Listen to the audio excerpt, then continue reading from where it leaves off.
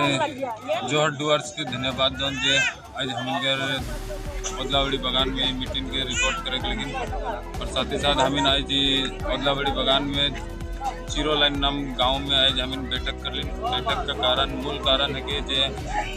प्रधानमंत्री आवास योजना जो कि हमिनकर पूरा पूरी ओदलावड़ी बगान में 81 पे पास है। तो साथ ही साथ हमिनकर पूरा गांव कम से कम 100 से ज़्यादा ही परिवार वहाँ बसोबास करे ना। तो वहाँ एक ही ऐसा हमें गांव जागरूक करे के बाद में हमें आने वाला दिन में कि हमें डेपुटेशन के रूप में अंचल में साथ ही BDO ऑफिस SD ऑफिस घेराव करके हमें डेपुटेशन डालो और वो मनकर जे भी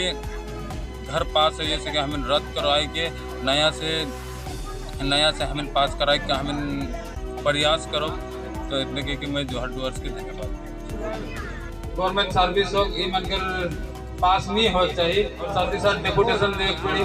तो आज हमिनकर गांव में खाली नहीं पूरा ओदलावड़ी बगान में ही बहुत ऐसे परिवार हैं जगह